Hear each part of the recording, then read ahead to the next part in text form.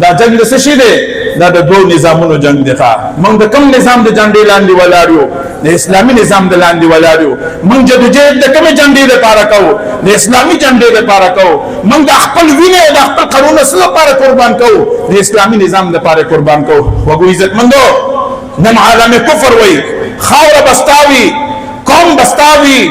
آئین بستاوي پارلیمنٹ بستاوي لیکن دلته کې دا تهذیب دا د مغرب تهذیب وي مولانا فضل الرحمن سے ورته وای چې خاور د اسلام دا قوم مسلمان دی آئین د اسلام دی کچر دلته کې تهذیب وي نو تهذیب په اسلام تهذیب مغربي تهذیب باندې موږ لعنت وایو ښا دا جنگ د څه جنگ د دوه تهذیبونو جنگ دی د دوه تهذیبونو په جنگ کې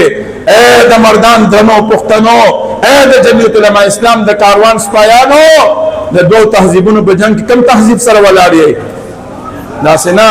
عالم کفر ته وروي کم تهذیب سره ولاړ یې اسلامي تهذیب سره ولاړ یو او په مغربي تهذیب منته لعنت وایو په مغربي تهذیب منته لعنت وایو خاور زماده دلته به اسلامي تهذیب او اسلامي تهذیب څه شه دی د رسول الله مبارک علیه الصلاۃ والسلام سنت څه شه د رسول الله مبارک علیه الصلاۃ والسلام سنت دا اسلامی تهذیب دی موږ به دغه اسلامی تهذیب د لپاره به جنگیږو مهنت او خواري وکړو کوو به کنه ان شاء الله